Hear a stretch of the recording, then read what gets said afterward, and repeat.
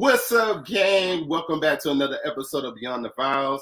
I'm one of your gracious hosts, Marcus LaFlower, and my co-host, LaFlower Bowie. Ain't she beautiful, y'all? Got a little swag shirt. And speaking of shirts, y'all, my boo thing made this for me. I did. Yesterday. Because this is one of my sayings I love to say, is the juice worth the squeeze? I always compare that in any situation. Is it worth the hassle? Is this person worth your time? Is this even worth anything right now? Exactly. I always say it's juice worth the squeeze. Worth the squeeze. Always, y'all. He always saying that. And so, but he's been asking me, like, bro, it's been years I've been asking for this shirt. Yes, I've been no years. And she finally was on the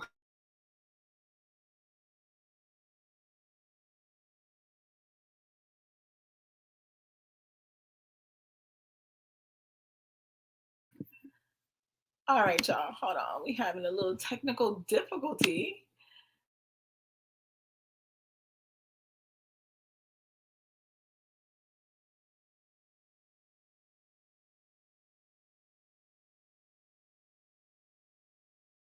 Be tripping. All right, so that's why we got two internet providers, because you never know. Sometimes you may have to change some stuff up, y'all. So for all I knew, if you're joining us for the first time and you haven't seen our show before, this is Beyond the Vowz with Marcus LaFlower. Yep. We go to faith, finance, and fitness. We're on Stunner Radio. We're on Facebook Live. We're on YouTube. We're on any platform where you can get audio and your podcast platforms. Podcast platforms. We're on that thing. So please like and subscribe and follow us. We got some amazing content. We've had some amazing guests. So just join the family. Join the family. You're going to learn some things. So what we're going over tonight, babe?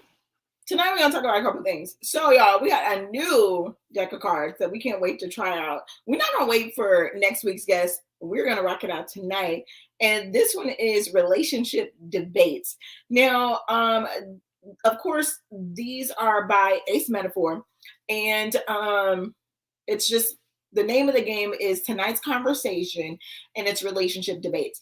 But before we jump into that, y'all, as you guys can see, we are extremely blessed. The past couple of weeks, we have been pushing through being sick, pushing through crazy stuff going on, getting the kids back in school. So shout out to all the moms and dads out there who had to get these little boogers back in school. We love our babies. Round of applause for you people, man. Y'all know y'all don't get it. People don't say a round of applause for y'all, man, because I know the struggle. Because I'm the one up early in the morning getting these girls dressed, getting their clothes ironed, making their lunches good. They got all that stuff, getting them out the door to the bus every day. Mr. Bowie. Yes, and I'm so happy, y'all, that my husband, we were just talking about this early, and I know this is not a part of our show tonight, but I am so proud of my husband for, evolving into the amazing husband and father that he is, because earlier on in our relationships, and this is one of the things that we're going to be talking about in my book, the anthology of the Wife Union Chronicles, that we're going to be talking about the misconceptions. And one of the misconceptions is that a wife has to do everything that pertains to the house. Especially if both of us are working. When we come home, I still got to clock in. And some may think that the husband gets to clock out when he walks through the door. But if both of us are working outside the home or working to bring income into the home, then both of us should still have to contribute to the things that are going on in the house. And so I got to give a huge shout out to my husband, because he has totally evolved, especially with me going through crazy pregnancy last year. Having to go, would still work throughout the pandemic when most people were off. I still had to work a full-time job. And even now, still dealing with a newborn and, everything that's going on, being sick for the past couple of weeks. So give me some fist pound, babe. Good job. I'm so freaking proud of you. And I don't feel guilty for getting his help. I used to feel guilty for asking my husband for help because that was a misconception that I had with being a wife. And in the house, even though I would get so frustrated, you guys, from trying to carry all this weight and do all these things around the house with kids and then trying to decompress with work and my career, I would feel guilty for asking him, like, babe, can you put on a load of laundry for me? Babe, can you wash these towels? Or anything outside of the manly duties of the union. So what you got to say about that, babe? Man, I mean, I feel like taking care of a whole household is a two-person responsibility. It's not just dependent on one. And like we said, we're going to be talking about finances and how it's a partnership. It's not, should be just strictly on one person. And for the men, don't get me wrong, there's a lot of traditional men that are like the woman's responsible for the household. She's responsible for cooking, taking care of the kids, cleaning, all that type of stuff. But for the man, which I've got some great mentors, I've had a great pastor, my grandfather, I have uncles who were great examples of what a man should conduct himself in his household. And I feel like I've taken it to the next level of being 2021, where it's like women now are not working. They're not in the household. They're not those women that are barefoot, pregnant, stay at home, cook and clean. And hats off to those that have that, kudos, because that's a whole job in itself. And you're definitely unappreciated for those stay-at-home moms or stay-at-home dads. But I'm saying some people's mentality is the woman stays at home, she doesn't work, she takes care of the kids, and that's all she does. Right. Well, there's a lot of women out here that got degrees, they're out here grinding. And now the way the economy, the way things are set up, you kind of have to have two incomes coming into the house unless somebody makes a substantial amount of money. Right. You definitely need multiple streams. So you can, hold on, babe, 1 second. If you guys are tuning in, definitely like and share this broadcast because we're going to be dropping some serious nuggets tonight. Like we're talking about stuff that sometimes couples don't talk about that. And I know I spent years, let me make sure I ain't got no taco in my teeth. But I spent years, guys, in my marriage so frustrated because we were not talking about household responsibilities. We weren't talking about finances. We were just getting it. Like, hey, let's run this. Let's run the money up. Let's go get it. But I still felt like I needed to carry the full burden of the house. So I definitely like and share, guys, because we're gonna help some people tonight. What I'm saying is, man, you need to help your wife out. If you see that, she's having to, do hair for the kids, get the kids dressed, make sure she's cooking, she's cleaning, she's got to do, all type of stuff. Yeah. It's your responsibility as a man to help make sure everything flows, that everybody's taken care of, and that including your wife. You don't want to overextend your wife, overexert her where she's exhausted. And then she can't give you your time. When the kids are asleep, she's too tired to even deal with you. And those expectations are real. Expectations. No, I'm just saying, just because we know your time includes being intimate or being able to have adult conversations with your spouse. But if I am completely drained, not because I'm choosing to exert all of my energy to other things outside of my marriage and my husband, but because just mere running the corporation that we have of our family, just handling those responsibilities have completely drained me, then yeah, those expectations have to be adjusted, because there's no way that a man can expect his wife to go to work all day, just like he has, come home, cook, clean, deal with the kids, homework, get them ready for the next day, sign papers, do all that stuff. And then if she wants to have a little meditation time for her, anything for herself, and then turn around after all of that, come and satisfy your needs. You gonna come play with me? I'm tired. Because while I was doing all of this stuff after work, you was chilling. You were watching your favorite show, playing your game, doing whatever, chilling. You have digressed, and you are ready for some expectations. My wife loves that word digress. She's like, boy, you come in and digress. So I would say for the men, for the husbands, for the boyfriends, you gotta help out. You gotta help with your wife, with the kids. You gotta either help clean or you're gonna have to help cook or deal with them kids to help alleviate her stress. Right. You know And that will put, now, fellas, I'm telling y'all share this tonight. Because I know this is where we was going, but if this is where we're gonna go, we're gonna keep going down this path. Because, fellas, you will have a very upset, frustrated wife, and you wonder why she doesn't respect you. You wonder why she doesn't do the things that you want her to do. You wonder why she doesn't see you as that leader. Because guess what?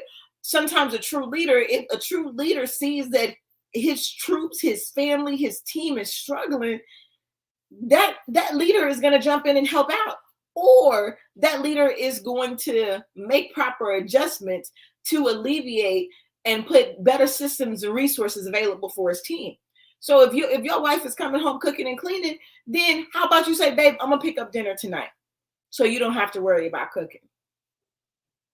Or how about you say, babe, I'm gonna hire a chef tonight.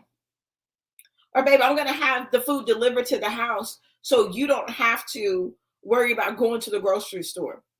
Because ladies, y'all know when you get off work, probably not even between 3 and 5 o'clock, somebody in your household is asking you what's for dinner. Yeah, we have really one in our household that consistently, faithfully asks that. Now that baby asked for dinner while she eating breakfast, but we're not gonna get on my baby tonight. My family know who she is, but it's in that for me, that question used to be a trigger. Because my husband be like, babe, what we eat for dinner? I'm like, boy, I don't know. Like, I'm still trying to process the fact that I'm at home and I'm about to clock in, or I'm on my way home, sitting in traffic, or whatever the case may be.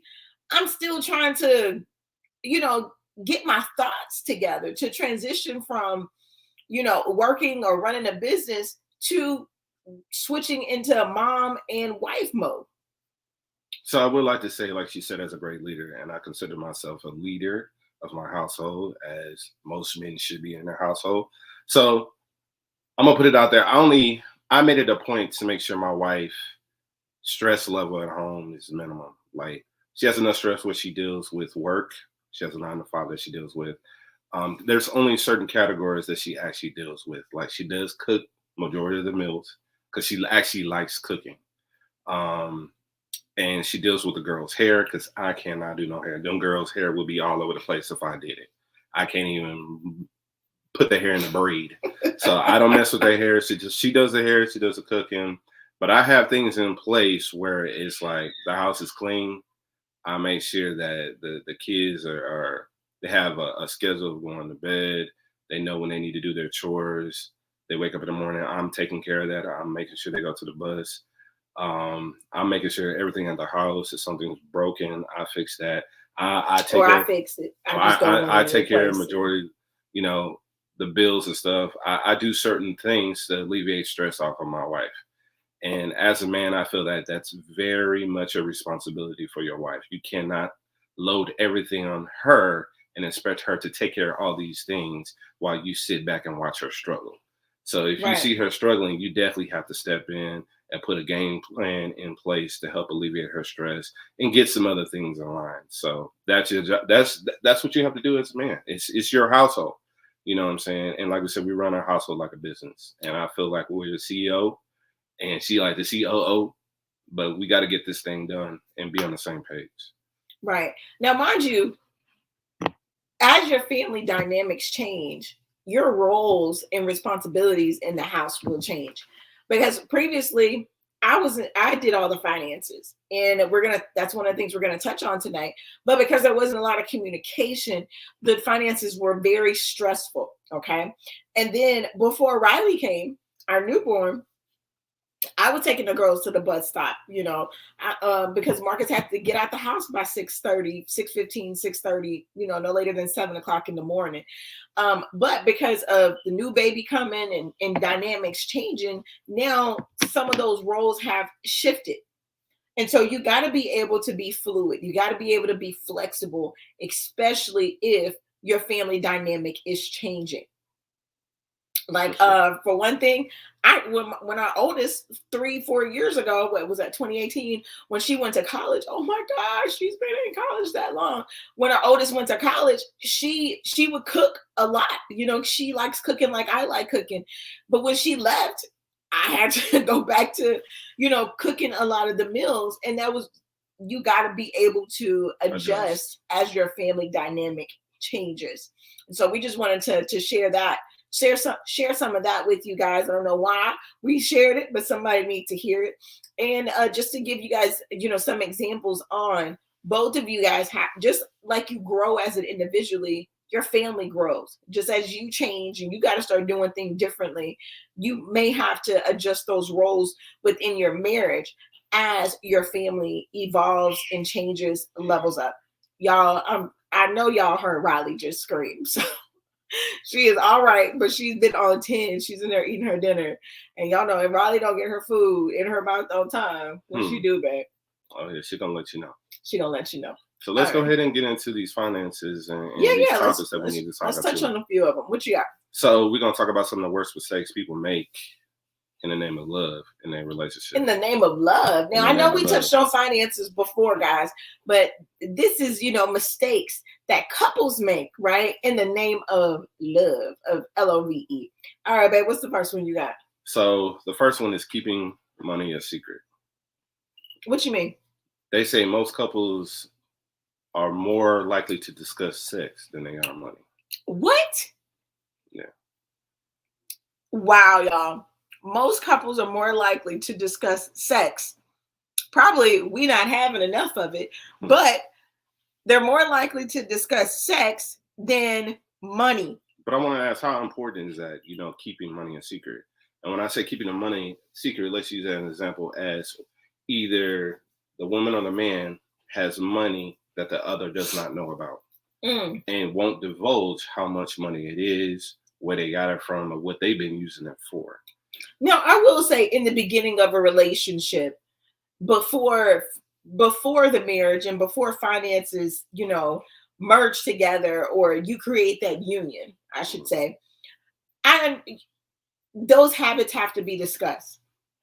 You have to be open. You got to be open, because that's what we do while we're dating someone, because we like, I think this is going where I want it to go. It's looking real good, but if you don't talk about those hidden pockets of money, or if you don't talk about your partner's, maybe in the back of your mind, you're like, man, she spends a lot of money on shoes, or man, he spends a lot of money on this. I think that comes with trust, because if I find out like my wife had like $50,000 that I know nothing about, you thought I did, you know what I'm saying? That's a lack of trust. How can I trust you? Right. You know what I'm saying? The other person might be looking at it like, I just had this money to decide. Yeah. But the other spouse is going to view like you being sneaky, you being shiesty, and you being conniving and lying about what you're doing. Even though you may not be doing nothing malicious with the money, you may not be out here. Now, most people think you probably got a whole separate family, a whole nother apartment somewhere, or got an outside baby, or you creeping on a low-low. Most people think that when you got extra money, you're doing some foul stuff. You may not be doing foul stuff. I'm just saying that. I think for men, maybe it's like that. But for women, I think it's more of, maybe she's not fully trust. Maybe she's the breadwinner. I know that's one of the ones. Maybe she makes more money. So, and maybe she doesn't feel like he can sustain her financially. You know, or maybe she thinks that he doesn't have good money habits. So she keeps, you know, money hidden. Who knows? I mean, but that becomes, that's some more topics that we have to touch on too, because if you can't trust this person with money, that's even a bigger issue. Oh, right. Yeah. So the next issue is leaving financial responsibility to just one person. We've been through that. Oh, that's so. It takes two to tango. It takes two to get the financial responsibilities, to get an agenda done with money in your marriage, in your relationship. Right. You cannot leave. You take care of the bills. You do this. You take care of that. You know how much it is, and I'm just gonna sit back and chill. And I know a lot of And couples swipe. You chilling and swiping at the same time. One thing I cannot stand, and me and my wife get into it even to this day sometimes, you got to know your numbers. And we say that about everything, not just with finances, with your business. You got to know what's coming in and what's going out. Know the numbers in your finances. And basically that means know your bills, right, your liabilities, how much money is coming in and how much is going out. Yeah. So that you know what your threshold is as far as spending and your miscellaneous money. So you need to know how much money is in the account. Now, if you're not looking, one person knows and the other person doesn't, and the other person that doesn't is the spender, that's a problem. Because they're going to get the swipey and just go deposit or withdraw money out, not even looking at the balance, and they going to town, bringing home the bags. And that has been a very a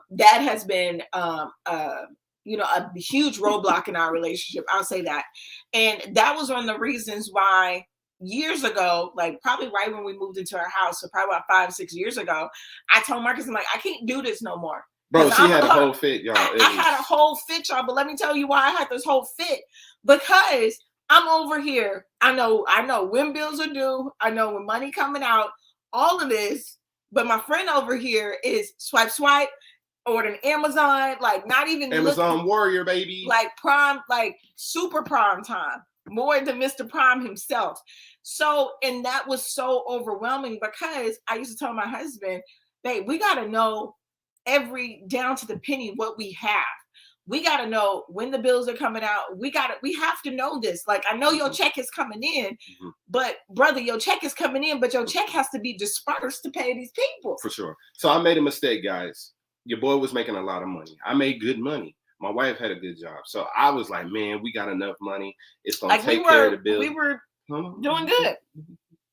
So we were making a bunch of money. So I was like, man, I know we got stacks in it. So I'm like, I know we got these little bills. I had calculated in my brain, even though she was actually doing the legit numbers. And I felt like, well, shoot, we going to pay this time, this time. I got this little G over here. We got there. I'm going to go ahead and buy this and do this and whoop the wheel. And then my wife come in, come in. Did you spend, and y'all, let me tell you, he used to get so upset. I'm like, babe, did you order something off of here? He's like, why you acting like my mama? I'm like, boy, I'm not acting like your mama. I'm acting like your partner in marriage. I'm not checking on you. I just want to make sure that we're set up as a team. I don't care what you over there buying, because I'm going to see it delivered to the house. Be like, what is this?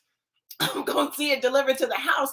But guys, that was so frustrating for me because bills will be coming out or bills will be scheduled to come out, because I like auto pay.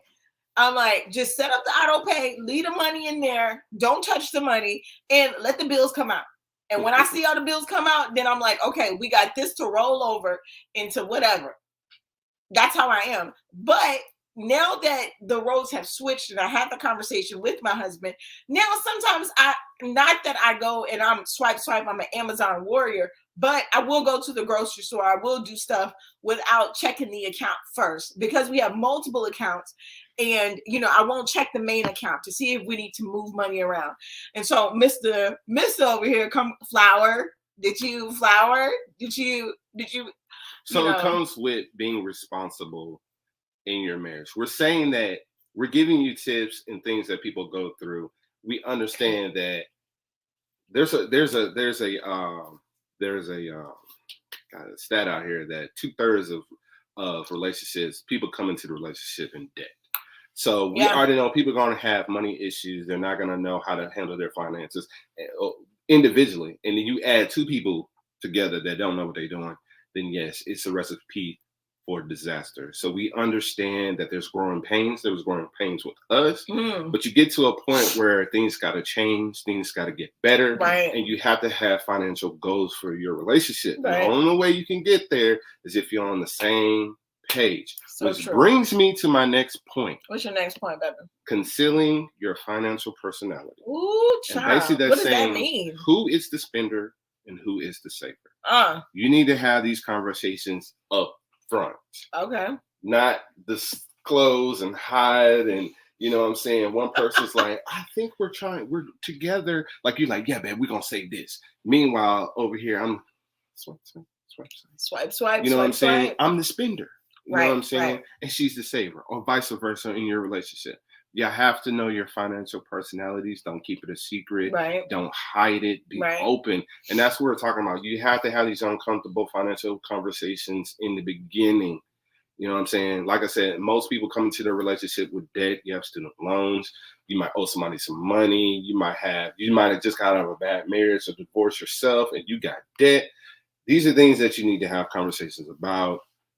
And there's another point on previous, that. Know your financial personalities. Right. No, I'm saying both of us had previous relationships coming into this. And remember, you guys are watching this. Definitely share this and like this because somebody is going to be helped tonight. But both of us came out of marriages, but we both.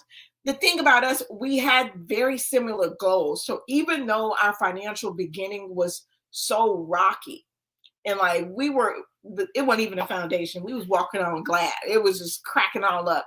But because both of us had similar goals, like we knew we wanted to be homeowners, like now, because we knew we made the money, we're just like, but where's all this money going? Like money, like where's all this money going? Mm-hmm. And so that's one of the things that really helped us was the fact that our vision was parallel. We had the same goals. We just weren't going about getting there the same way. So tonight we're talking about money mistakes that couples make in the name of love. All right. I want to hit one that's really, really, really huge, and it can become a problem. And I hope people are not doing this in their relationship, but income shaming. Oh, break that down, man. Not everybody's bank account. Not everybody's W-2 or business or job is set up the same. So therefore, your income is going to be different. But my thing is, why should you be income shaming within your relationship? This is supposed to be your partner. This is supposed to be your husband or your wife. This is the person that you're building a financial future with. You should not flex your muscle as far as like, oh, I make more than you, or I'm making six figures and you're not. And because I make more, I make the decisions. I'm in control of this thing. Or one of the things that we went through was it would hurt me to my core, y'all, when Marcus would say, this is my money. I'll be like, what you mean? This is your money. Like, this is our money, bro. He'd be like, no, this is my money. I'm going to do what I want to do with my money. And so that will cause us to go back to one of the first mistakes that we make, is that'll cause a woman or the person that you're shaming to go, okay, so that's your money. Well, let me go over here and let me go dig up some pockets of money or create pockets of money. Let me go stash some money. So at any point that you feeling like this is your money, bro, your girl is going to be good.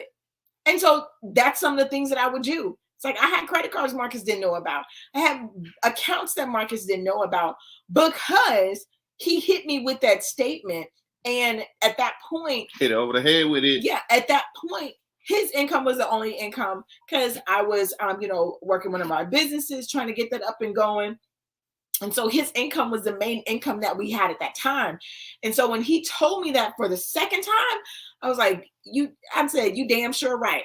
You were damn sure right, bruh. I'm supposed to come over here. And guess what? Not only did that cause super detriment to our financial foundation in our marriage, but it also messed up my trust with my husband financially. And it also, it messed up our financial transparency. So it did a whole lot of damage with that income shaming. So I hope you guys are not doing that. We're about to go to break and everything, but I definitely want to say, do not income shame. Do not put your spouse down. And please don't use money as a power tool over them. Right. So we're going to be coming back with some more tips and some more things about finance and relationships. So please stay tuned. And then we're also going to jump into our ace metaphor tonight conversation. This is relationship debates. So we just going to pull a random card. And y'all, I hope This is gonna be fun. I don't know. I'm a little nervous. Them questions a little bit more spicy. They spicy, y'all. But we'll be right back on Beyond the Vowz. Life is better when you are living on purpose, but many times we get stuck in the rat race and in the mundane task of our day-to-day lives, causing most to lose sight of their purpose. That's why certified life coach, inner healer, and business strategist LaFlower Bowie is here to help you get calibrated to your calling through proven systems, techniques, and resources. Order a copy of her book, Principles to Reposition, to assist you with your journey, or schedule a free clarity session to kickstart the journey. After these sessions, clients have stated they found clarity and opened their eyes to things they had long forgotten. So get social and follow LaFlower on all social media platforms at LaFlower Bowie. And don't forget to mention Stunner Radio sent you. Hey guys, welcome back to this week's episode of Beyond the Vowz. Oh Lord, Beyond the Vowz. We are the Bowies, Marcus and LaFlower Bowie, and tonight we are talking about money mistakes that couples make in the name of love. So what we got next, babe? So, piggybacking off, before we went on break, we were talking about income shaming. And what you got to say about income shaming? You got anything you want to add? Don't do it. It's a sin. And don't do that. Because like I said, it caused us to be in counseling. We were on 2 different pages, all type of stuff. We about to get divorced. We about to get divorced. So this one's called being unfaithful financially. And that comes with my wife was talking about, basically when you have an account, a credit card, and that kind of goes back to what we were talking about in the beginning. But when you have a credit card or account that your spouse has no clue you have. So we both have been part of that, where we've had other institutions, other little cards that the other person didn't know about, and that because of trust, lack of trust, not feeling totally on the same page, period. Right. So we're going in 2 different directions. But if you have a goal, say for instance, if you're a new couple and you're trying to get a house, there's no way that you can operate your finances that way and be unfaithful with your finances, have secret accounts, secret credit cards, have money stashed here that this person doesn't know about, because you're so worried about keeping stuff away from them instead of coming together to get an agenda done. Right. Because we're living the examples that sometimes does not. I'm not gonna say sometimes, it just doesn't work. It doesn't work because when we got into our house, guys, we were singular focused. We were aligned financially. When we got into the house, y'all know how it is. Credit score like 700, 800. You like, let's do this. And so what happened is that we had the common goal of becoming homeowners, so we were on the same page. But when we became homeowners, when we reached that goal, in our minds, we said, okay, we're going to be in our house for 5 years, and then we're going to upgrade. But guess what? We did not create a smart plan, specific, measurable, attainable, realistic, and a timely goal plan to get into that next house in 5 years, right? So it's 5 years. We 6 years this year? So we in year 6 and we still in our same house because we started moving in different directions with our finances after we achieved this major goal. So I encourage all couples to have some type of financial goal that you're working towards together to keep you from going in different directions. Go ahead, Ben. So I'm gonna combine these 2 points, and one is just insisting on you guys having separate accounts, and 2, y'all are on the same team. Yeah, they go together. Yeah, I've talked to many coworkers of mine, particularly men, that were insistent on having separate accounts from their wives. For the life of me, I could not understand. We did that in the beginning. We had separate accounts. I know a lot of people, and that might, make people feel uncomfortable on here having separate accounts. Now, I'm not saying that you cannot have separate accounts, but at some point you're going to have a joint account to have money in that you guys can use together to take care of the corporation, to take care of the business of the family, to take care of bills, to take care of the needs of the family together, where everything's open Everything's out in the open. Y'all can discuss it. Y'all know what the numbers are. We're huge on know your numbers, right? Know what's coming in and what's going out. You cannot do that. When I have my account, she had her account, and I'm like, well, I'll go ahead and pay for this. You pay for that, or I'm gonna go here. I'm gonna use this for here, and you use it. It's like, or even going out to dinner. It's like it's the same money. Like we going out to dinner, we taking it out the main account. Now, mind you, we still have. Now we have, you know, small break off accounts, but Marcus may put $100 in there. Like, hey, this is my spending money for the week. I may have, you know, $50 or something like that, or $100. That's our spending money for the week, like lunch money for, you know, or if we're out and about, or if we want to buy something on Amazon or something like that. That's our little petty cash fund, personal petty cash fund, or PP fund. But the majority of everything now comes out of our joint account. Now, mind you, it is so much easier when you were doing business and making big business moves if the majority of everything is coming out of the same account. We had to speak with our lawyer a couple of years ago, and he was like, bring me your bank statements. And that was such a red flag it wasn't a red flag, it was a huge eye opener, because we had like 7, 8 checking accounts. It was ridiculous. Just a ridiculous amount of checkings accounts, savings accounts. And we're like, why do we have all this stuff? But we realized during those times where we didn't have trust with each other, during those times where we weren't aligned financially, he would have an account over here, I would have an account over there, or we'd be like, okay, let's move our money over here. This is an online banking. Let's move away from the big banking institutions, all that different stuff. But it was a huge eye opener when we met with our lawyer, and we had like legit 8 accounts. And it was like, for what? Like, we don't even have $1 million. And, you know, it's ridiculous. We should only have that. We should never have that many accounts. You know, it was just ridiculous. We didn't even go over the amount that the FDIC would insure in each of those accounts. So it was just ridiculous without us being aligned, right? Wasn't that bananas when we had to print out those bank statements and do all that craziness? It was ridiculous. Yes, like, what are we doing? Yes. What are we doing? And that old saying goes, 2 heads are better than one. You'll find that, especially if you guys are working, you have your own jobs, y'all collab together, bring the money together into account, you can probably grow the account faster than you can individually. Right. You know what I'm saying? And then the more you start seeing your money grow, the more you're willing to trust each other and value each other's incomes, what to say about it, planning for the future. And y'all work together as a team. And like I said, you're on the same team. Y'all should be on the same page. Open communication is so crucial when it comes to finances. You have to say, hey, I'm here at the store. And I do tell her, I was like, hey, I'm at the store. I might buy this. Or, hey, we need to, go over here and buy this. You have to have an open line of communication as to what is being spent, what needs to be paid, how much money is in there, what we're going to allocate this money for. And that's what the joint account is really for, is allocating and having that open line of communication and working together for a common goal. Right, so, I know a lot of people, when you say joint accounts, they pucker up, get tight. They're like, oh. Really? That means I really got to talk and open up. And that is an underlining for something else in your relationship. That's a lack of trust.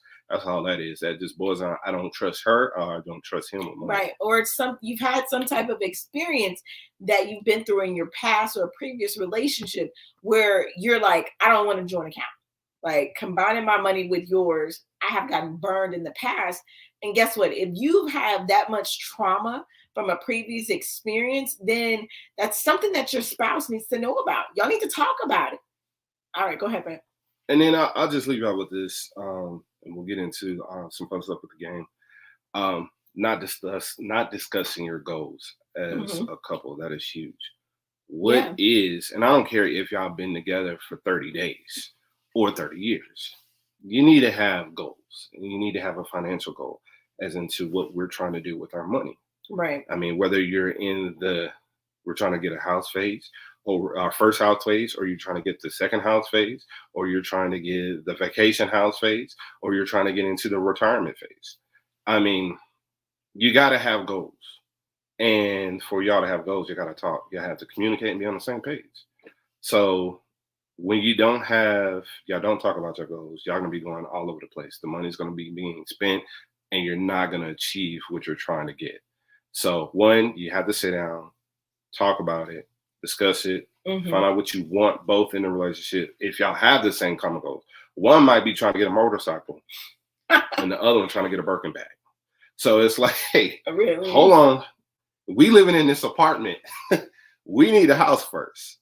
So I'm willing to sacrifice this motorcycle if you willing to put up that Birkin bag and let's go ahead and save for this house. Right. So I will say that it's all about timing. Like we said, you have to know when you'll know when that transition in your relationship is happening, when it's time for you to merge those accounts, when it's time for you to divulge information from a past hurt or pain and let your spouse know, like, hey, we merging this money, but this has happened to me in my past. So definitely take time to have those conversations. The whole point in this thing tonight, guys, or whenever you watch this, is to have the conversations, have the money conversations. Talk about money just like you talk about sex. It should be fun, guys. Don't take your money and finances so serious where it's just like a drag and you guys are miserable. Right. Y'all are forgetting at the end of the day, y'all are a team. This is fun. Enjoy each other. Enjoy each other's money. It is a planned thing. Like I said, plan to have fun. Plan not only for the business aspect, but also have planning for the fun to go out to eat, maybe splurge a little bit if you got it, if it's in the budget to go shopping, have fun. But that all comes with handling business first, having open line communication, having discussions, being open and honest with each other. And then I'm guarantee you, it'll be a lot less stressful for you guys and a lot more fun. All right, she'd already whipped out the cards. So I guess the finances talk is over. I hope you guys learned over. And I hope y'all can apply that to your relationship because, like I said, we're speaking from experience. All this stuff we've gone through, and we're in a much better place because we finally got on the same page. Amen, y'all. Amen. So we got conversation, debate, question going on. Ain't submitted for y'all. And it says here, if your boo has been active on social media all day, but has yet to respond to any of your texts, is this an issue? Hell yes. And if you're watching right now, please put in the comments, would this be an issue for you? If your spouse has been on social media all day, they've been vlogging, they've been responding to different people's posts. Yes, but you send a text message talking about what we gonna eat tonight, and they haven't responded. That would be a major Is that an issue. I can tell you that is an issue for my wife. Yes. Because my wife feels like I don't ever respond to her text messages. That's a whole other show. But I'm going to tell you this. I've called her out the last couple of times because I'm like, I do respond and I do listen. She just doesn't pay attention. Marcus, it takes you forever. Marcus's thing is not that he's, he do be on Instagram watching videos and stuff like that, but he will not respond to a text message. Same difference. It's social media. So yes, that would be a major problem. Yeah, it's definitely a major problem for me. If I could see that you're active online and I just hit you up, or even if I called you and you didn't pick up the phone, yeah, that's an issue. Because now I'm not a priority.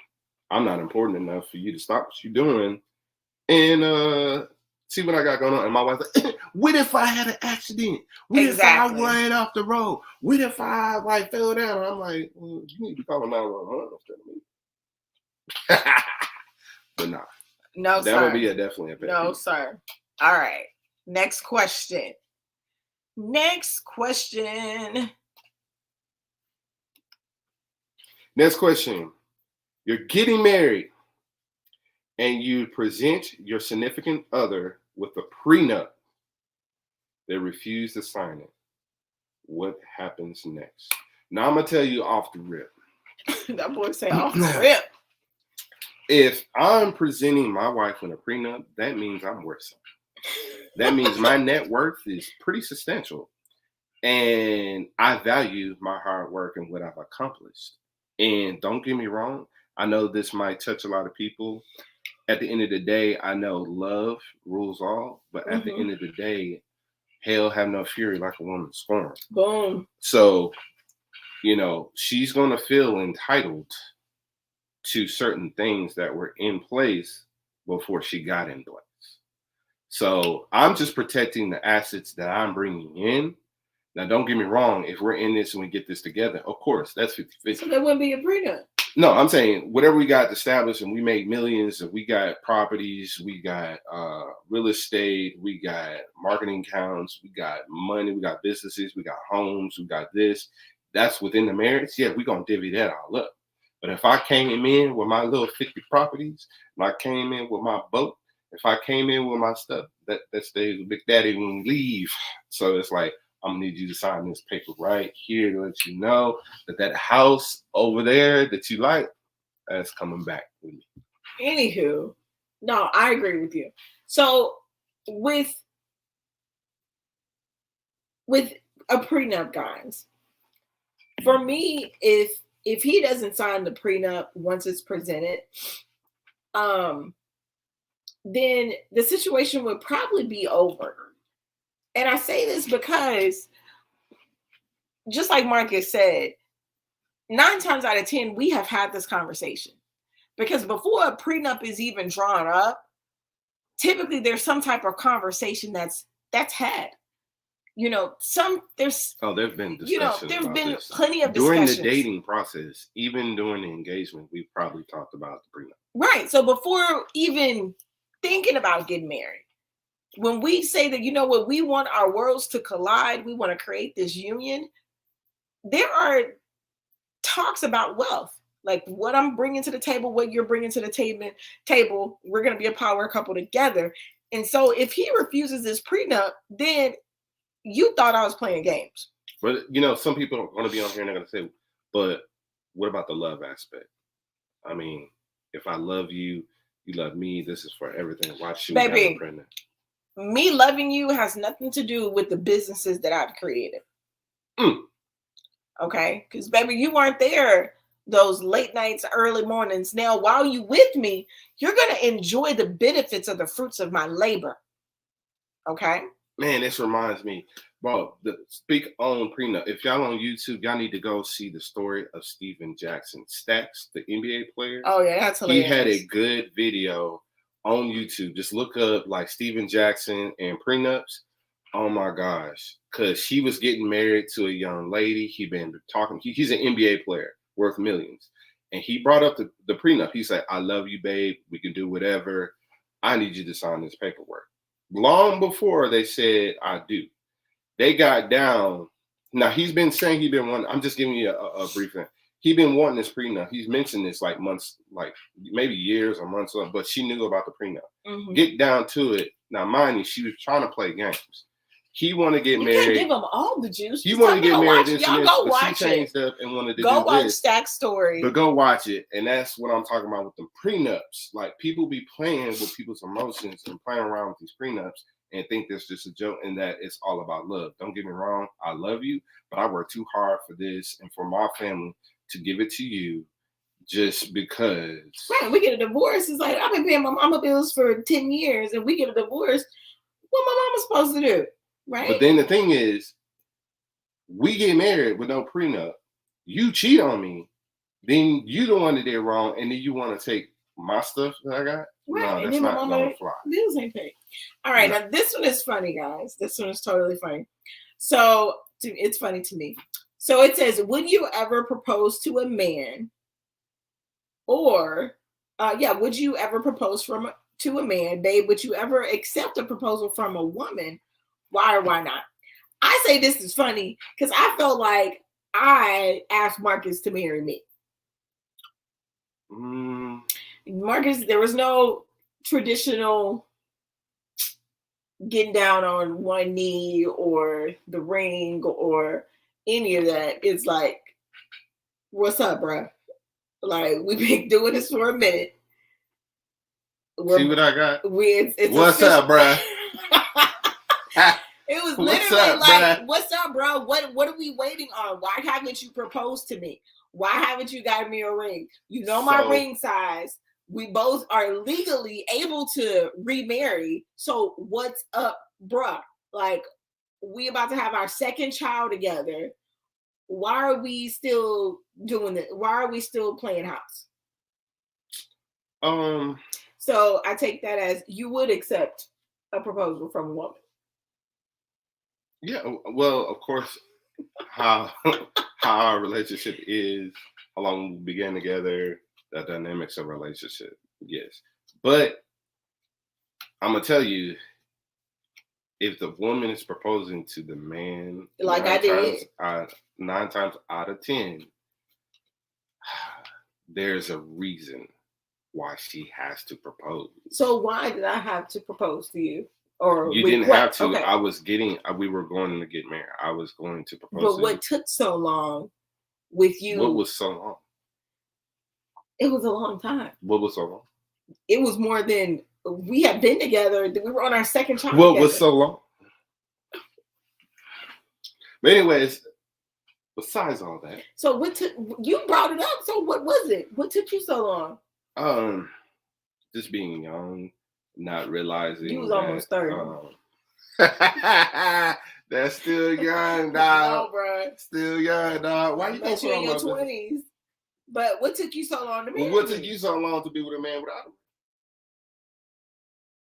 Because I loved you. Exactly, because I loved you. But you knew that I wasn't going to continue to do this. No, I was tired. I could have said no. I could have said, "Man, we good. I'm getting the milk. Whatever. Why do we need to get?" I want to know what to see. This whole little debate stack of cards will have you going on. I want to know what took you so long. I really don't know at that time. I really don't know. We were going through, we were going through a lot. There was a lot of stuff going on in that. But after everything, after the dust was settled. Okay, but the dust was settled. We got married. So that's when the dust was settled. What are you talking about? No, it was a long time. It was over we got married. It wasn't like I was like, nah. So why did I have to push the envelope for us to get married? Because one of us wasn't as aggressive as the other. Oh, so I'm aggressive. You wanted to be aggressive. I told you y'all. You was the shark. I told her she was the shark. She sees the blood in the water. She gonna I don't see no blood in the water. I'm saying you saw what you wanted. You went after it. Oh, calm down, bro. She saw the prize. Boy, sit down. Here we are. She thought she hit the light up. I was pregnant. And last question, guys, for tonight. So, God, she ain't gonna give me no credit. Yeah, because you took forever to marry me.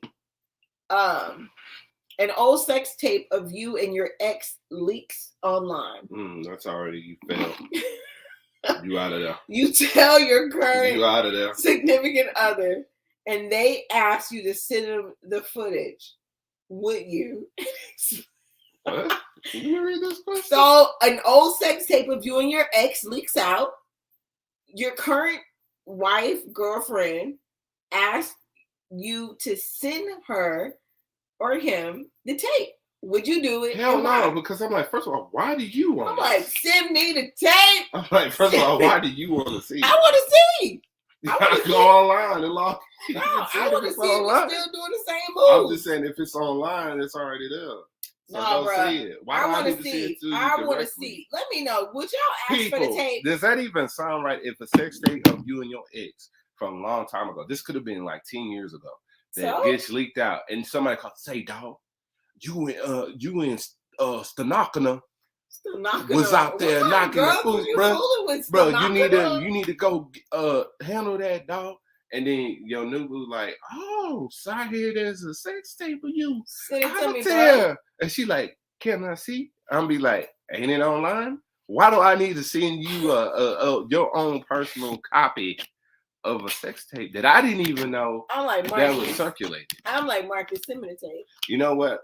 9 times out of 10, when people had them sex, they knew they had the sex tape.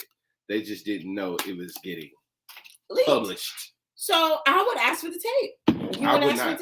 If my wife had a sex tape out there, y'all put in the comments. Let me know. I wouldn't want to see. Y'all say, send me the tape. Why would you want to see your spouse? I want to see. That's just me. I want to see.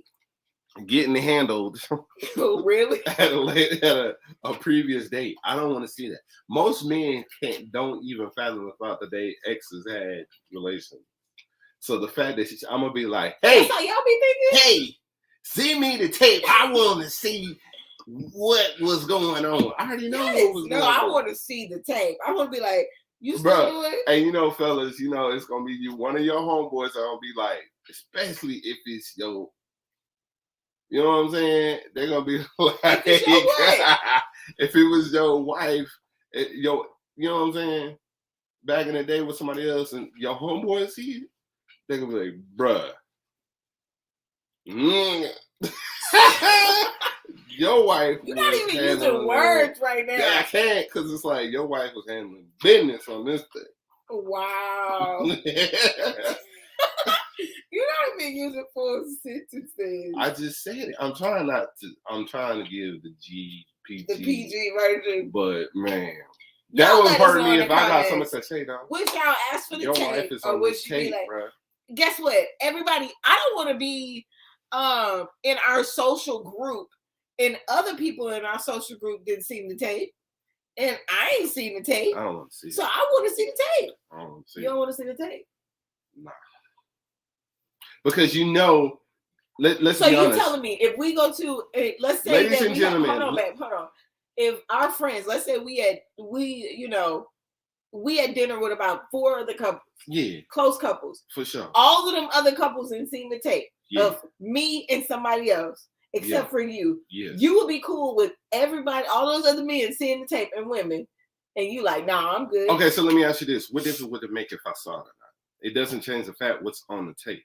So my thing is, if there were any inside jokes on the tape or anything like that, someone making a reference, all I'm gonna say is you should want to know. Men and women out here, if this happens to you, the thing is, if you ask for the tape and you see the tape, you cannot unsee the tape. That tape is always going to be in the back of your mind. That's why I don't want to see it, because I'm thinking like every time that we get together, every time that we out, really, I'm gonna be thinking about this dang tape. That's bonkers. I say for me, you can't put what you would do on me. I got my own brain. I know me, because I'm gonna be like looking at you. We're gonna be sitting at dinner one day, and I'm gonna be looking at you like, you don't do that for me. Oh my gosh, that is hilarious, y'all. Oh, prime example, just like she said. You asked her to do something. You said it could have been 10 years ago. So you could have been in your 20s doing flips and stuff. No. You asked her to do something. This is before you saw the tape. You asked her to do something, and she was like, I'm not doing that. Or she's like, I got to work up to that. But she was doing it in the tape. That's a problem. Anywho, so if you guys want to, where can they go to order these? Go to acemetaphor.com and order those. They got a lot of them. They got new couples. They got couples editions. This is the relationship, date night. They got all type of stuff. So we love these cards. They're great for discussions and debates. We're not sponsored. We spend our own money on the cards. We're trying to get sponsored. But it helps you open up new relationship questions, new relationship thoughts, things like I never knew my husband didn't want to see my sex tape. Like never thought about, you know what I'm saying? And it's good. It's good sometimes. It's good conversation to have in your relationship. And no, I don't want to see my wife's sex tape. I would want to see yours. I know she would, but I'm not. If everybody said they're like, man, good. I'm like, for real. I'm like, I'm good, dog. I didn't want to see it because I know me that, like I said, I can't unsee it. And every time I see her, I'm gonna see that. Oh my gosh. And then you know what? And another thing, if you meet the other person she's in the tape with, what if you have a child with that other person? Nah, we ain't even getting to that. That's a whole nother thing.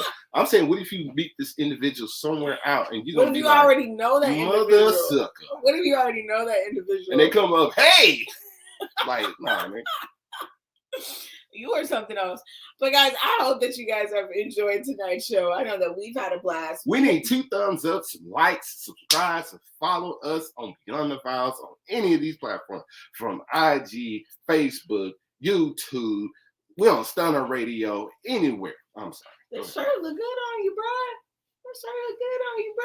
For sure. So, guys, we have talked about money tonight. We've talked about sex expectations. We've talked about relationships. We've talked about so much on tonight's show. So definitely like and subscribe. Share the video.